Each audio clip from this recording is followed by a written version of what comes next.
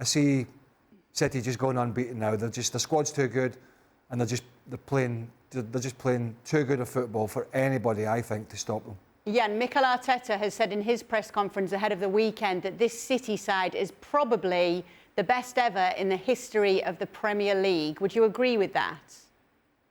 Well, that is a statement. I mean, that's what we usually say when we don't respect our history. I've been around for a couple of years in football, and I've seen some great teams, some invincibles from Arsenal themselves. We've seen some fantastic Sir Alex Ferguson teams, and Liverpool, of course, with Klopp at their best. But there was something about that game against Real Madrid. There was some statement there, especially in the first half, when they, for first 10 minutes, they were just great. And then the last 35 minutes, they were just unbelievable. I mean, I've never seen the intensity. And they played Real Madrid. The way they did that. And what I like about Pep Guardiola, and I think one of the reasons Arteta will come up with a statement like this, is that he sees that although Manchester City has won the last 3, 4, 5 years, all Premier League titles more or less, it's about that there is an evolution in his game with Grealish, with a big number 9, with Haaland and so on. And they just seem to get better. And I think that is the main thing that you can say it's up there with the best teams you've seen in the Premier League. Well, and we can have all these discussions, and is it good in the pub to have a discussion who is the best manager ever? But what I like with the likes of a Wenger, a Sir Alex Ferguson, a Pep Guardiola, they somehow manage to make new teams. There is an evolution there is a progress. They do things differently, and Pep Guardiola has done that again.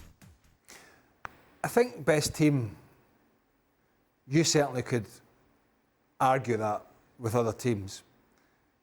I think there's less of a debate, in my opinion, if we're talking about, is this the best footballing side we've seen? Yeah. The type of football they play, how attractive it is. I think there's a really good argument for that over the last 20 years, say, of whatever. How did the Premier League? 30 years? 20 years? 92. Yeah, whatever it is. So I think there's a good argument for that. I think there's less of an argument to say they're the best team, because there have been some really good teams, as Jan mentioned. Being a really good team doesn't necessarily mean you've played the most attractive football. It just means you've gelled as a team, and you've got the trophies at the end of the year. The 99 treble winning side, the Invincibles, there's been others. Ferguson built and rebuilt and dismantled and rebuilt many, many teams over 25 years. But I do think it's probably the best side that I've seen in the Premier League in terms of the football that they play. We're just trying to make ourselves feel better by thinking it might be 20 years. It's definitely 30 years. 30. Well, I knew you're getting old, Wes. I knew it was 90. I knew it was early 90s, but my maths weren't very good. No, but that's what happens, isn't it, when you start to think, could it really be that long ago? Go on, Frank. Okay, I really think that comparing generation is a real mistake. You cannot compare the football of the 90s with the football that we are having now, with the VAR, with everything. Football was more physical at the time. I think referee let the game play on more than it does now. I think it would have been hard to the City of nowadays fighting against maybe the Invincible, or maybe against Mr. Sir Ferguson's team. And coping with Roy Keane is a different way of playing football than playing against Valverde, Rodrigo, or Kroos, or anybody in the middle of the park. Playing against Wise, playing against Craig Burley, or playing against anybody in the middle of the park. Those guys were tough in football. It would be maybe impossible for the new generation. Now it would be almost impossible for those generation to cope with the football, the technicality, the tactic of Guardiola, because it goes too fast, because technically they're very good. So comparing teams and generation, I think it's not fair to football and to the history of football. Some of the laws have changed. Some of the laws have changed as well, Jan. I mean, for example, the rolling the goal kick out 5 yards to a centre half. Obviously, that and teams are doing that. A lot of teams are doing it very riskily, and the fullbacks pushing on. And Stevie's mentioned this on the show many times, is that the game has obviously evolved. The pitches are better. The protection, as Frank mentioned, is better. All these things are for the better.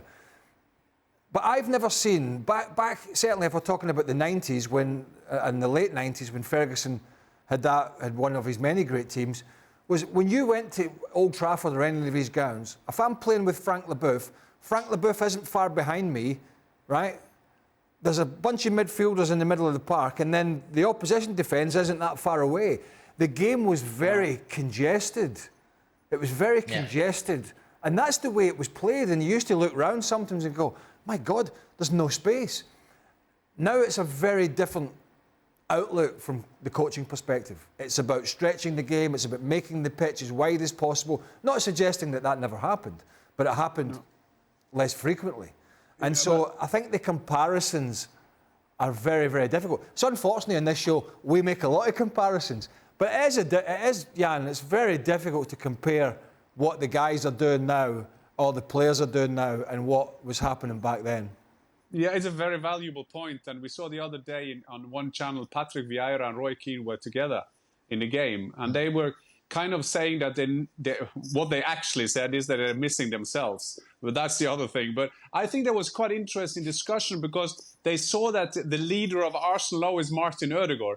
He's weighing nothing. He's a small guy in midfield. You have Saka there. You have small players all around.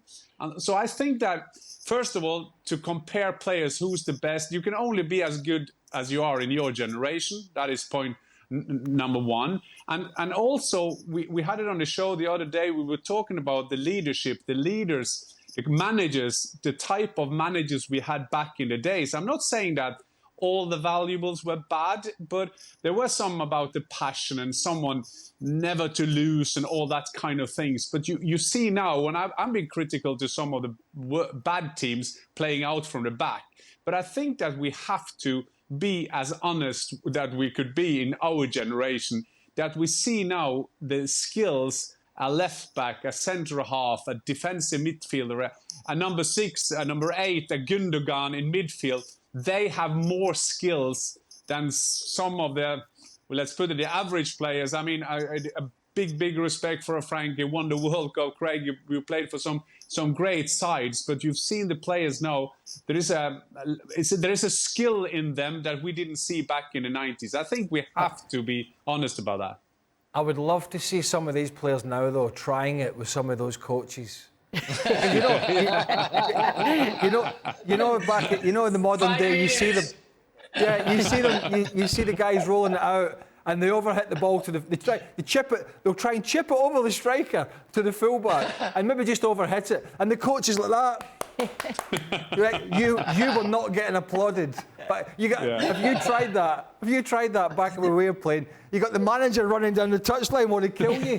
I mean, it's just, but it's changed for the better. Right. It's changed for the better. You know, it's very aesthetically, it's pleasing. The stadiums are great.